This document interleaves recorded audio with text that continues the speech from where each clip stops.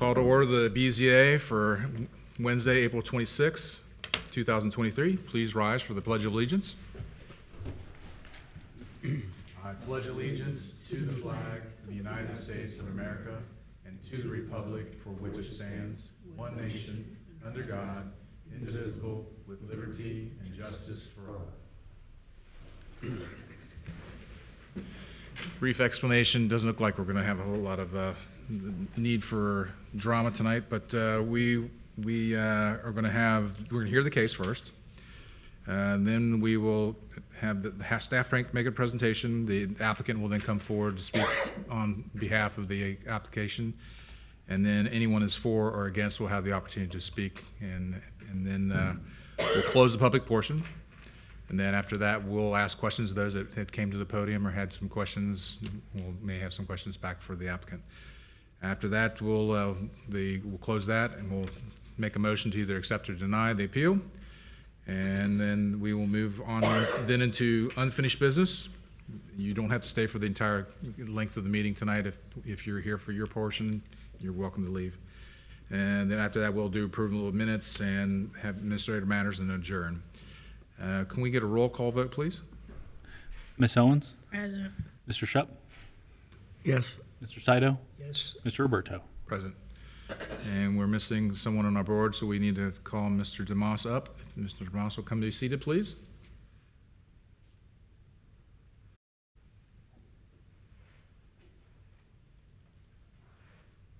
He's sworn in, right?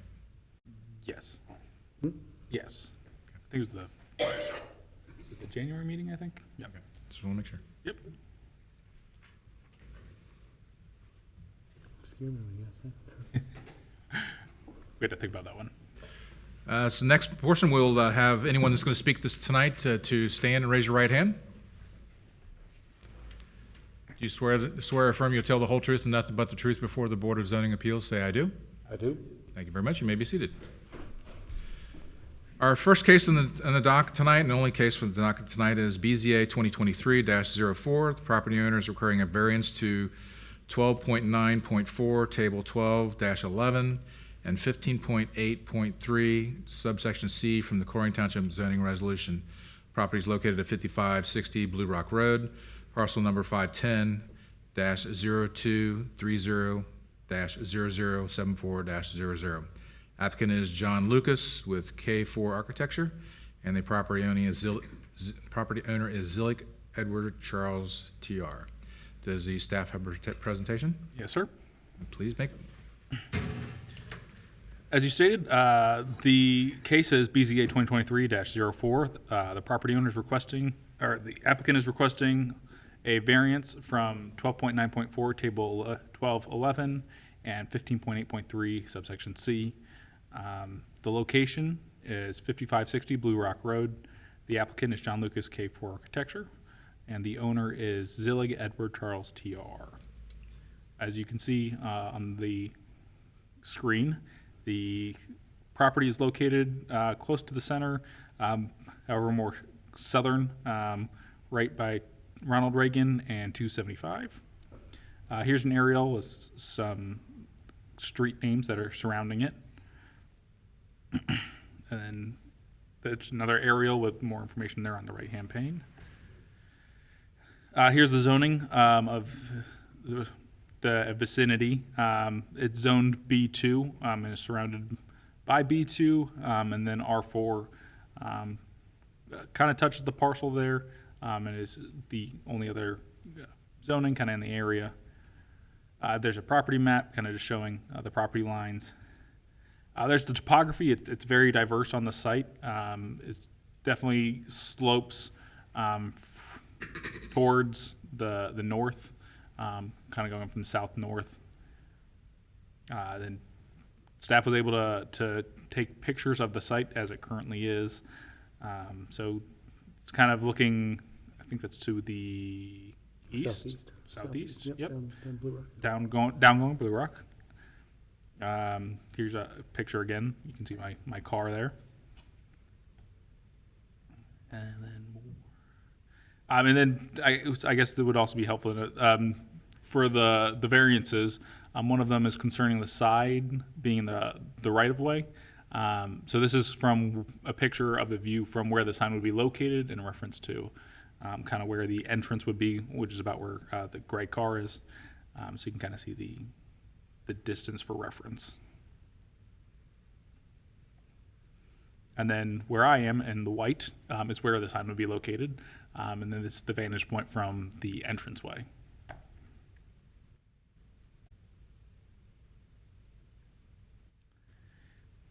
And then recently, I'm not certain if this was in the packet. This property recently had undergone a lot consolidation, so this is the new parcel lines for the property. And then applicable zoning are the two sections that are related to the variances requested. So that's table 12-11. You can see the illumination levels. And then obviously this would be pertaining to the B2 district, so it'd be that second line there. And then for signs, at 15.8.3C, all signs shall be set back a minimum of 10 feet from the right-of-way.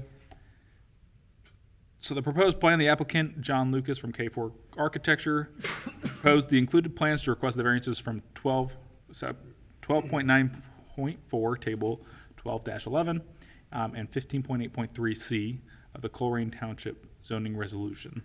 The applicant is proposing to construct a United Dairy Farmers at 5560 Springdale Road in the greenfield located behind the Zillig Excavation and Paving.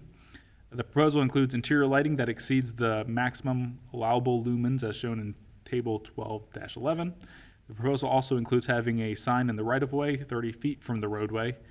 The right-of-way from the roadway to the property line spans about 90 feet from Blue Rock to the end of the right-of-way or the beginning of the property line. And then that would require the sign to be located 100 feet from Blue Rock Road. So here's site plans that were kind of enclosed into the packet that you received. So this is a general site plan, and then you can see the proposed sign is, there we go. Come on. Proposed in the north. The PowerPoint doesn't seem to be working too well right now, so we'll move on. Here's a elevation of the proposed United Dairy Farmers. This is showing the landscaping plan that they're showing. It's a little blurry for zooming in, but this was the lighting plan that they offered. The area that is causing challenge and is needed for the requested variance is in the middle, close to the structure, where they would have a restaurant and sell goods. It exceeds the maximum allowable lumens in 12-11. Here's a picture of the sign, what they're proposing. Showing the signage again from the side elevation. And then again, sign showing the oven side and dip side portions of the United Dairy Farmers. So enclosed in your packet was the variance review criteria and 4.4.2. And then enclosed in your packets were also the Duncan factors. And so staff findings, it is staff's opinion that the property in question will yield a reasonable turn without the variances. It is staff's opinion that the request itself is substantial in nature. It is staff's opinion the essential character of the neighborhood may be substantially altered or whether adjoining properties would suffer a substantial detriment as a result of variances. It is staff's opinion that granting the variances would not adversely affect the delivery of governmental services. It is staff's opinion the property owner who purchased the property did have knowledge of the zoning restrictions. It is staff's opinion the property owner's predicament feasibly cannot be obviated through some method other than variances. It is staff's opinion that the spirit and intent behind the zoning requirement would be observed and substantial justice done by granting the variances. So staff recommends approval of the requested variances to 12.94, table 12-11, and 15.8.3C with the following conditions. The applicant shall provide staff with a photometric analysis indicating that the installed or as-built light levels adhere to the proposed lighting plan included within the submittal, that light pollution levels from the installed light levels will not cause any unsafe lighting levels or glare at any point relative to the proposed fixtures included within the submittal. Specifically, that the applicant agrees that absolutely no increased nuances or danger will be caused to the public by the approval of the requested variances. Should it be determined by planning and zoning staff that any installed lighting causes any danger or nuisance to the public, then any variance granted by the Colerain Township Board of Zoning Appeals relative to 12.94 Table 12-11 shall become null and void. The applicant, property owner, or any future property owners shall be ordered to immediately replace any non-compliant light fixtures to remediate any unsafe conditions.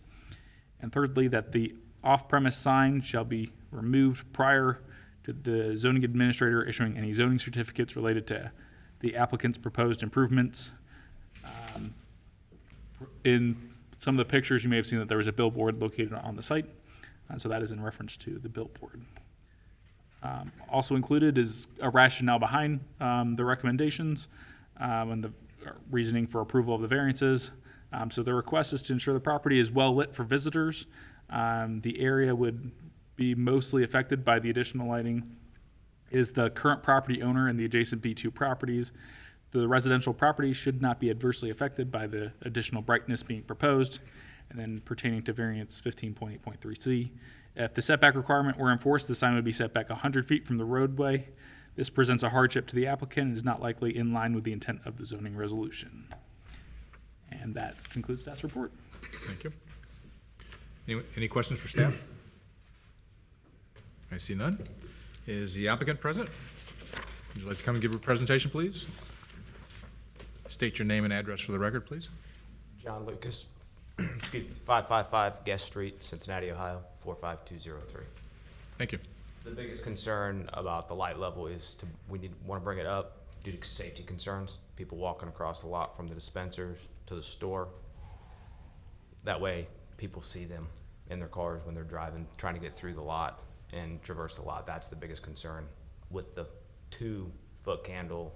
I know it's a average across the lot, but that's kind of hard to meet depending on the canopy. And within the front, 5-foot candles is pretty low at the entry, so we're trying to keep those areas lit a little more. All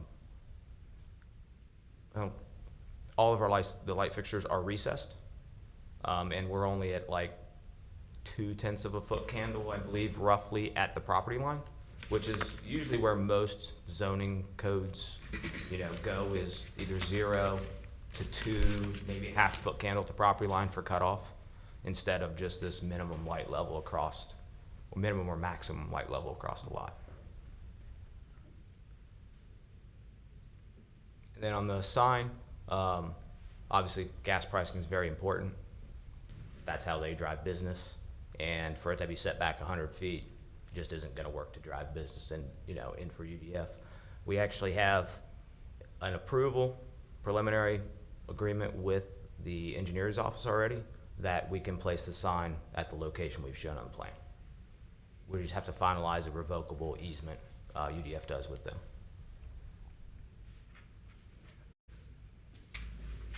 I think, Tim, do you want to address the billboard?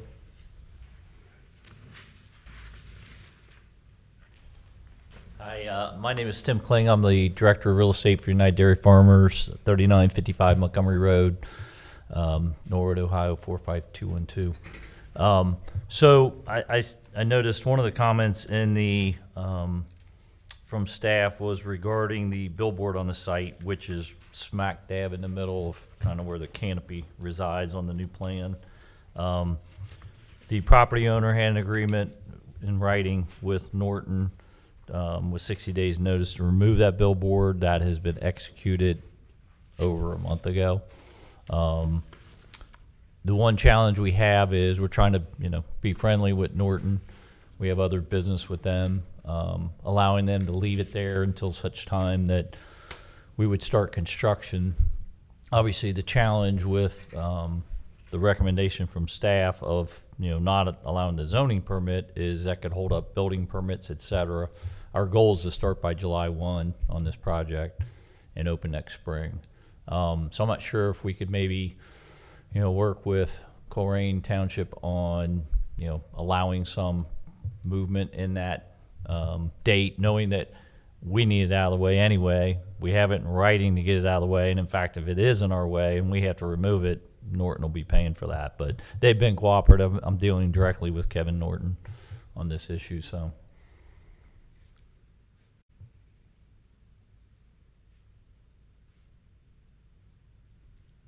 Very good. Anything else? Perfect. This has been a long time coming. We've been patiently waiting on this side. Anyone else speaking in favor? Anyone speaking in opposition?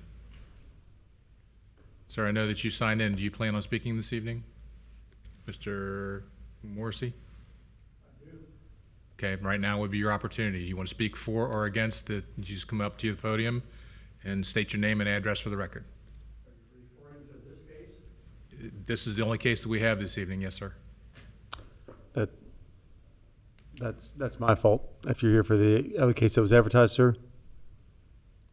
Are you here for the other advertised case at 7451 Colerain Avenue? No, I have my own case on Hanley Road. I didn't know I had to do something in advance that I could speak to the group. No, I'll talk to you later, sir. if you want to stick around for the meeting, and we won't be long, and if you want to speak with him, he can give you some guidance on how to handle that. All right, so could I have a motion to close the public portion, please? Make a motion to close the public portion. Okay, I'll second it. motion and second been made. Any discussion? Roll call vote? Ms. Owens? Yes. Mr. DeMoss? Yes. Mr. Shupp? Yes. Mr. Saito? Yes. Mr. Roberto? Yes. Okay, so Mr. Seidel, do you have any questions for the applicant? Not at this time, no. Mr. Shupp? No. Ms. Owens? No. Mr. DeMoss? No. As addressing to if we make a motion to remove the sign, can we put a stipulation that they have till July 1st to remove the sign? Staff would be just fine with, no final zoning certificate will be issued, so the final zoning inspection, they won't pass it until the sign's removed, which they would have to have done at that point anyway, Okay, based on our understanding. so they can. Yeah, so they would be able to do what they need to do, Absolutely. get break ground and get started, You and got it. We perfect. don't want to be in their way. And that'll work with you guys? Yeah. All right. All right, so I don't have any other questions, so someone make a motion, please? I would make a motion to approve it with the 3 staff recommendations. Second. Okay, motion and second have been made. Any discussion? Roll call vote. Ms. Owens? Yes. Mr. DeMoss? Yes. Mr. Shupp? Yes. Mr. Saito? Yes. Mr. Roberto? Yes. You have been approved. We move on. We have no unfinished business.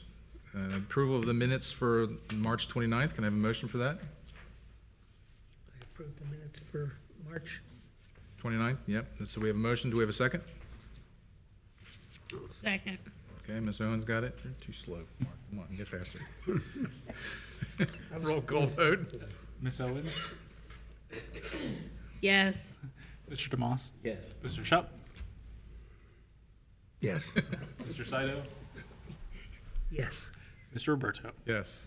Next meeting would be May 24th. I understand we have something on the docket. Yep. And then administrative matters, you wanted to talk about the open house. Did you want to talk about? This week from today, excuse me, from 4 to 6 p.m., we will have our open house with KZF. And, did I have that right? KZF, right? KZF? Thank you. Man, the K4 got me. And then also ZoneCo to sort of start giving the introductions to the zoning rewrite. That will be coming down probably just under a year or so. So about this time next year, hopefully we're shooting to have it completed. So just start, if the public has questions, if any board members like to show up, anyone in attendance would like to show up, should be an interesting presentation, and we look forward to it. So that's all. Thank you. Great, appreciate that. And do we have a motion for an adjournment? I'll make a motion. Motion's been made, second? Second, roll call vote? Ms. Owens? Yes. Mr. DeMoss? Yes. Mr. Shup? Yes. Mr. Saito? Yes. Mr. Alberto? Yes, meeting is adjourned.